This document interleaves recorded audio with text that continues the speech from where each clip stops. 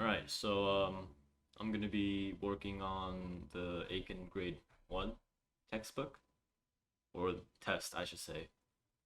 Um, so yeah, let's just get reading. So, number 2, Firehawks. According to the creation myths of Northern Australian Aboriginal peoples, birds known as firehawks bestowed the gift of fire on humans, teaching them to manipulate it.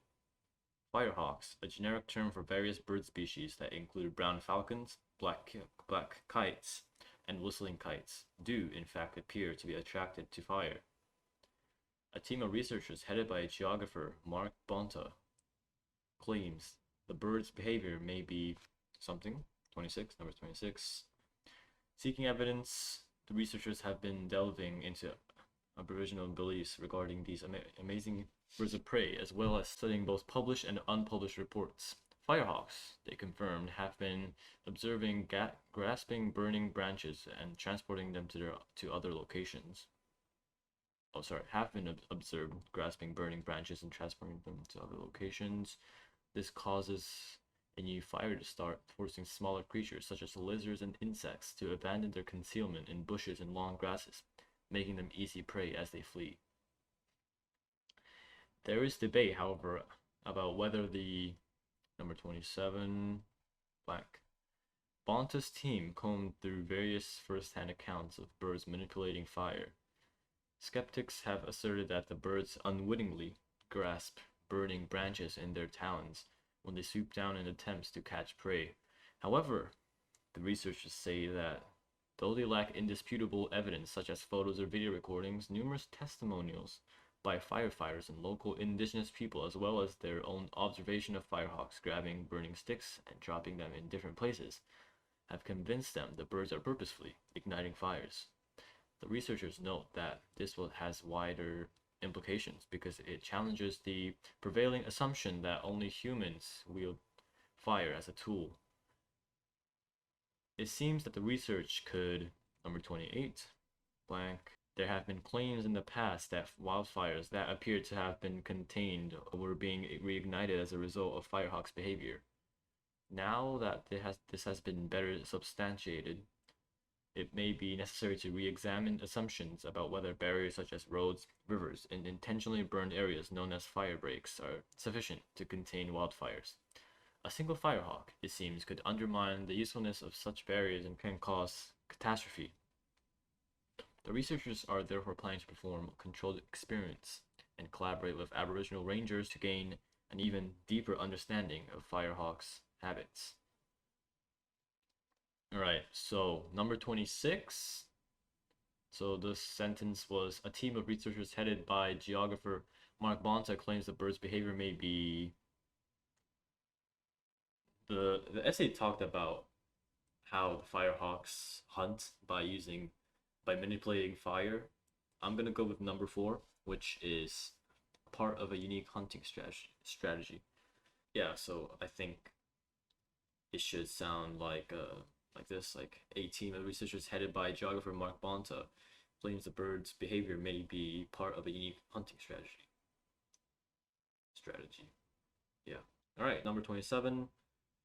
There is debate, however, about whether the blank, whether the fires are started by people, birds can be controlled, birds' actions are intentional, fire harms the environment.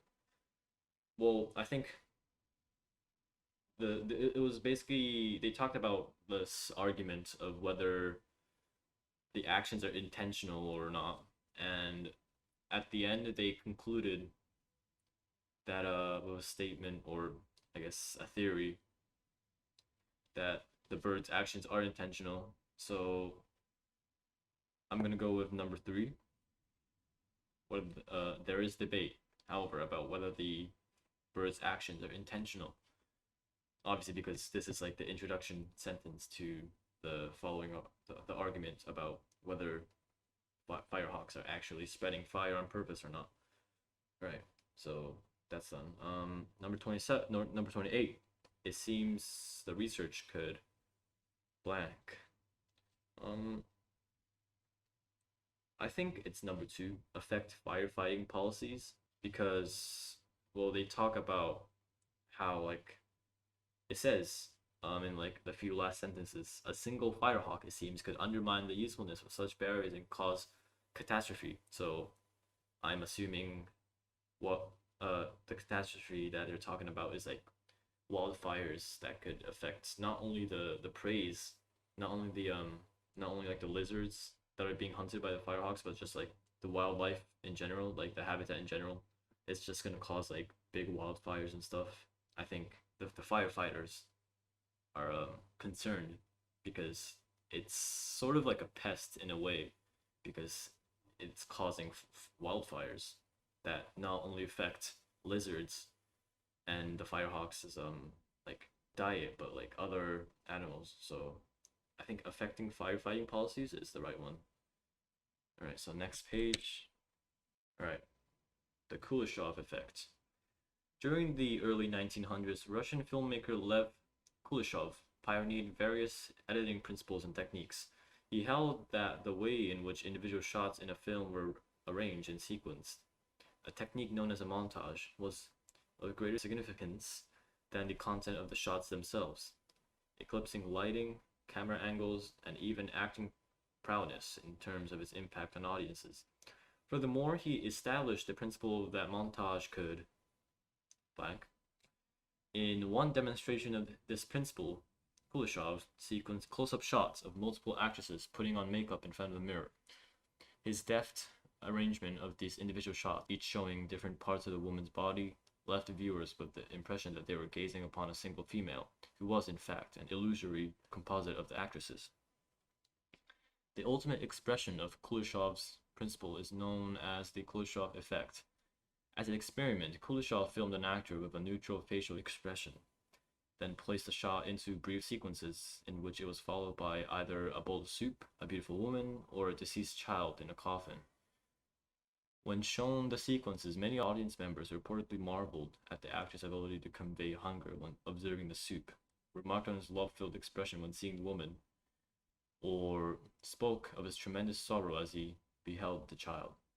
In those days, the medium of film was widely assumed to be faithful, concrete representation of reality. Kuleshov's principle, blank. In essence, he had demonstrated the subjectivity of the images that audiences were viewing on movie screens. Many film scholars today believe that when it comes to shaping viewers' understandings of an image, the editing process, blank.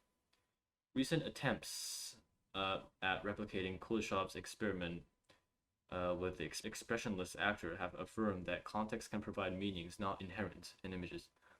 However, the meanings derived from the images vary too much among viewers. Definitively conclude that editing was solely responsible. Nevertheless, the manipulation of context around individual shots is a widely employed tool in modern cinema, and inarguably has a bearing upon the meaning that viewers deduce from those shots as well as their emotional response to them. Alright, so number 29, first question. I think number 29 is, the answer is 4, manipulate viewers' interpretation of images. I think this one's pretty obvious because that's basically the whole topic of this article. So yeah, I'm gonna go with number 4. So furthermore, he established the principle that montage could manipulate viewers' interpretation of images. Alright, and number 30, medium film was widely assumed to be a faithful, concrete representation of reality. Kuleshov's principle turned this idea on its head.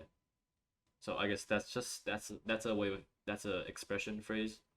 It just means like it kind of broke the rule, or like kind of made a new rule, or it basically means that it broke the norm, you know, what the norm was at the time. Yeah, I think number 1 makes sense, and number 31 would be, all right, number 31 is not without its limits, so I think it's number 2. Many film scholars today believe that when it comes to shaping viewers' understanding of an image, the editing process is not without its limits. It just means that like it's like limitless, or like it's more than the editing process that matters, or yeah, I think that's what it means. Recent attempts at replicating Kuleshov's experiments with the expressionless actor have affirmed that context can provide meanings not inherent in images. However, the meanings derived from the images vary too much among viewers to definitely conclude that editing was solely responsible. The editing process, it's like it holds some of the responsibility of the effectiveness on the Kuleshov effect, is what it's saying, I think. So yeah, I'm gonna go with number 2 for question 31. Is not without its limits. And yeah, I think that's about it. Hopefully you learned something new with me.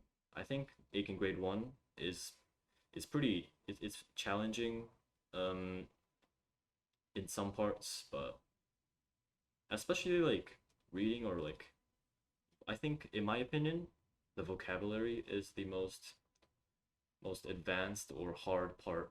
The reading is, at least for me, is pretty smooth sailing, because as long as you have the context, or as long as you understand what the article is saying, then it's pretty much a guarantee. Some people may struggle with like expression, because that's not really in their study range, but I guess that's just what is on the road to being closer to a native speaker. And yeah, I think those phrases are really important, especially when you're like writing like a paragraph, writing an analysis, or like an essay.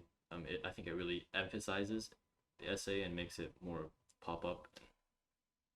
But yeah, I think that's it for me, and I hope you enjoyed watching. See you next time, guys. Thanks for watching.